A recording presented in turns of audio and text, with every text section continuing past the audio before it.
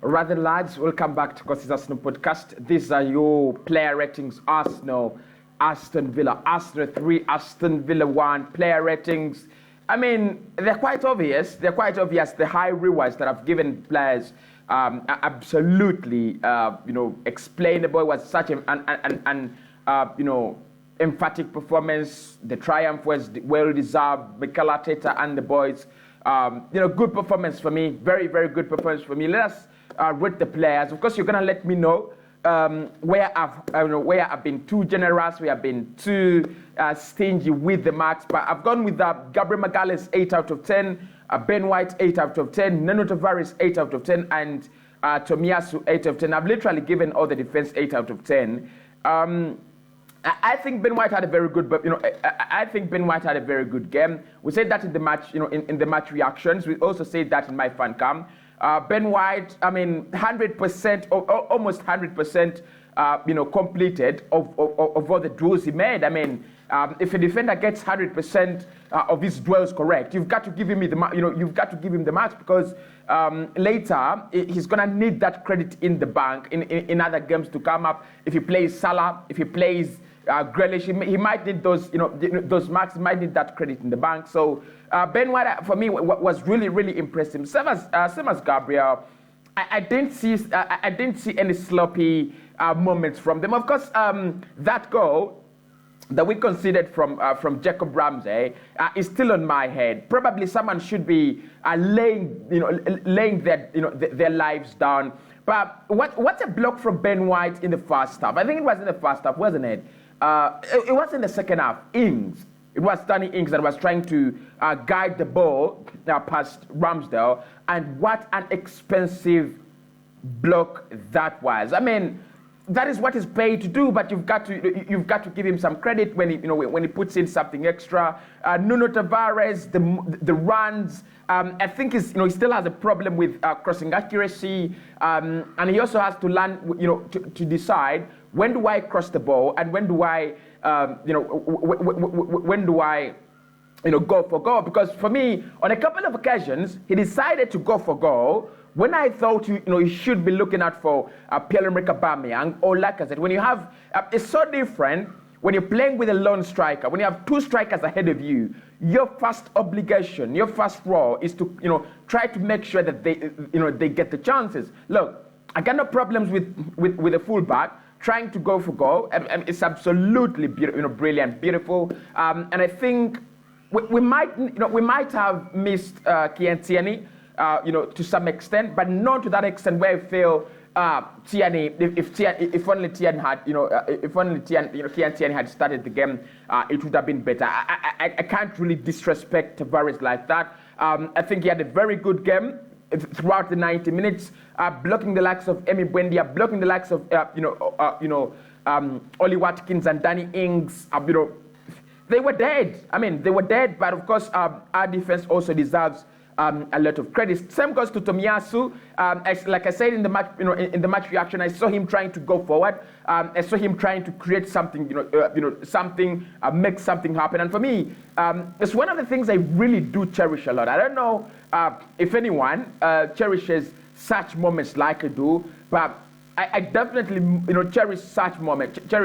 Such moments when my fullback tries to go forward and cause a lot of trouble. So if you feel like I'm too generous for the 8 out of 10, you could actually let me know. But I'm going for 8 out of 10. For those 4 players. The midfield, almost the same, apart from Saka, because like I said, for me, Saka didn't have a good game. Saka did have, and I've given him a 6 out of 10. I don't know if I've been too, I've looked out for the nitty-gritties. I don't know, but look, I love Saka, and we all do, and we all know that Saka is one of the best Arsenal players out there, but it wasn't good enough. Let's say that. It wasn't good enough. We know how Saka, can be, and for me, he wasn't fit, right? He wasn't fit. He should have been, withdrawn from that pitch at halftime.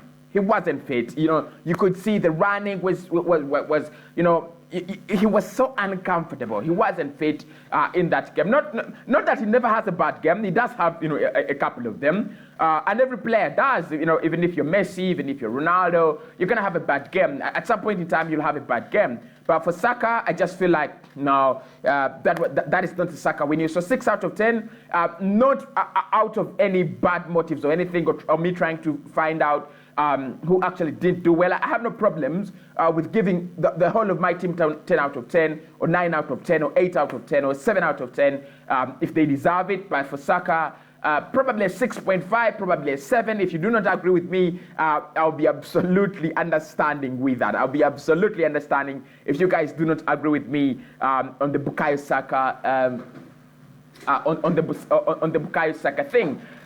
Smith Rowe, 9 out of 10, man of the match. Why not? That guy absolutely had, I don't know. He has, Jamie Carragher just said that he's one of the best players in the Premier League on the ball. Say that again. Jamie Carragher said he's one of the best players on the ball in the Premier League. And that speaks volumes, right? That speaks volumes, absolute volumes. So with Smith Rowe, for me, I have nothing to say about his performance yesterday. Absolute beautiful scenes, class, pure class. And I would love to see more of that. I would love to see much of Smith Rowe. Of course, look, at some point in time, Odegaard has to come back, because we know how much Odegaard means to Mikel Arteta, and how much Odegaard means to me, and how much Odegaard means to you, and how much Odegaard means to the team. But still, Emile Smith Rowe, 9 out of 10. Enjoy your party, son. Enjoy your party. Then we have the man who is responsible for the party in Thomas Partey, 8 out of 10.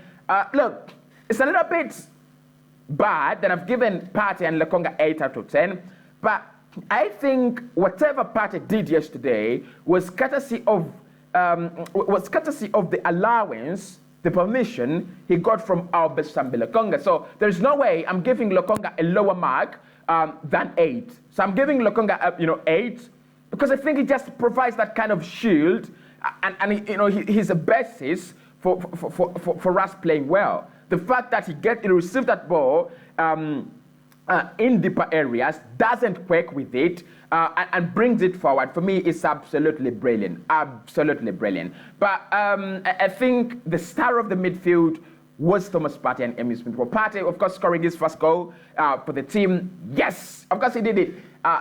It's something that I love my team to do. I love my team to have goals from the midfield, and we saw that we outsourced goals from the midfield. Smith was scoring, Partey scoring, 2 goals from the midfield, 1 from the attack, of course 1 from the forward line. Yeah, what could go wrong? So Partey 8, Lokonga 8, Smith Rowe 9, and Saka 6. Let's go to the last batch. Which is Lacazette, Aubameyang, Ramsdale, and Mikel Arteta. Ramsdale, for me, we've got to agree to this. I don't know whether we can agree. Ramsdale is proving to be a world-class goalkeeper. The goal he conceded, he has nothing to do with that. He has no chance. No goalkeeper saves that. I've seen that, whether it's Manuel Neuer, whether it is Jano Black, 2 of the best goalkeepers in the world. They don't save that. They don't save that. You don't save that. Unless you're David De Gea, you don't save that.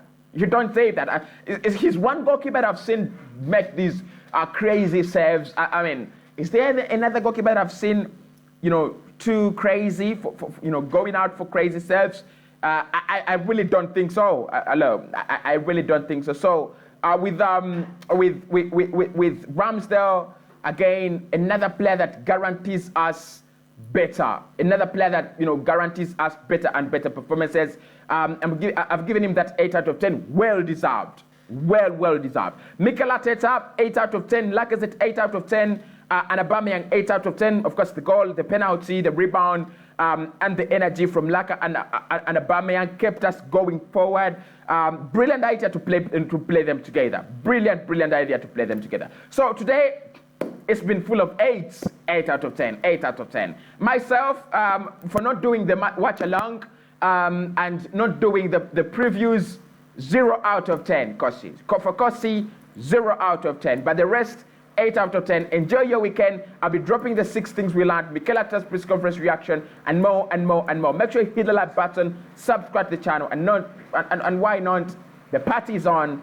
Let me speak to you in the next one. Smash a like on the video. There's so many people who are hitting the dislike button, but I'm happy on yesterday's streams and videos, we actually overpowered them. So make sure you're hitting that like button.